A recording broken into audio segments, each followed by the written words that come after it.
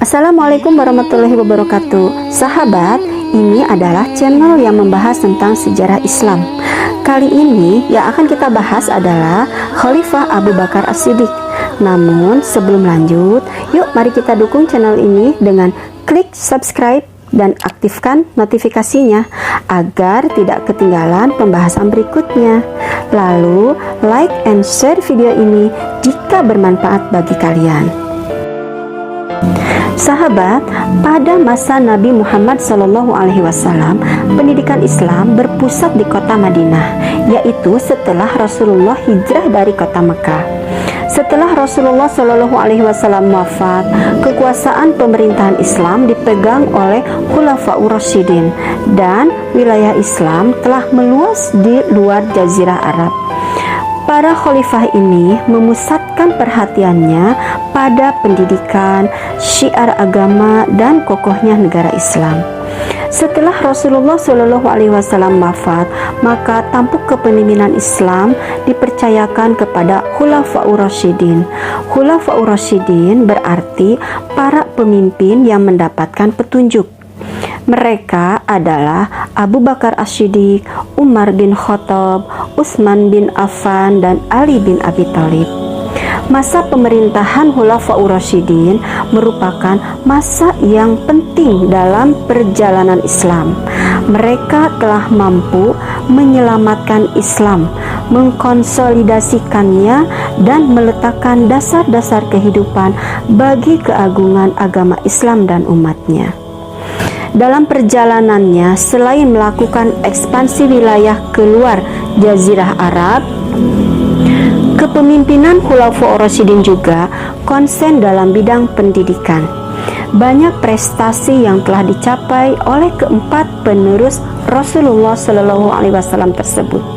Beberapa masih bisa kita nikmati sampai saat ini. Lalu, bagaimana model atau pola pendidikan Islam pada masa tersebut? Sebagai individu yang hidup dalam era global ini, kita perlu mengetahui secara detail tentang pendidikan Islam pada masa Khulafaur Rasyidin.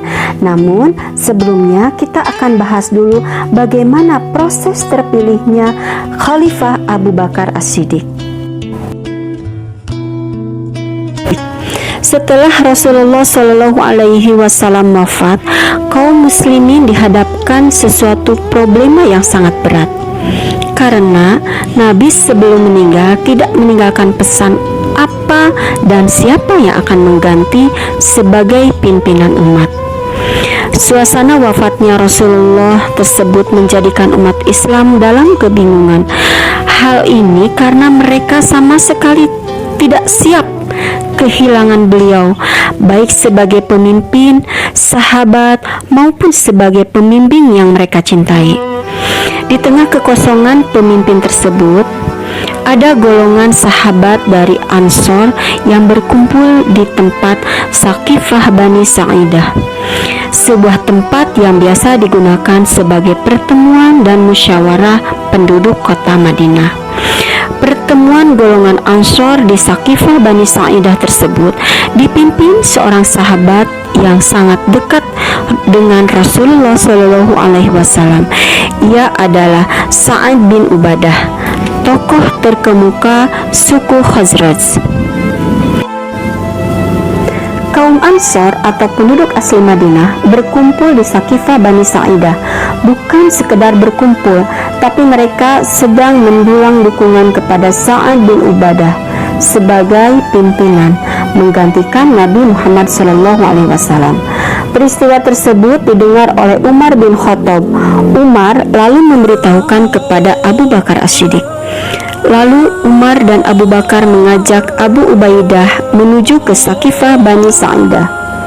Sesampainya di sana, jumlah umat semakin banyak, dan di depan umat itulah Abu Bakar berpidato agar umat memilih Umar atau Abu Ubaidah. Tapi keduanya menolaknya. Bahkan Umar dan Abu Ubaidah bersepakat untuk membaiat Abu Bakar. Belum juga mereka menjabat tangan Abu Bakar, Bashir bin Sa'ad yang berasal dari kaum Ansor menjabat tangan Abu Bakar dan langsung membaiatnya. Dari sini lalu khalayak membaiat Abu Bakar, baik dari kalangan Ansor, Muhajirin, dan tokoh Islam lainnya. Abu Bakar tidak lagi sanggup menolak amanah yang diberikan umat kepadanya.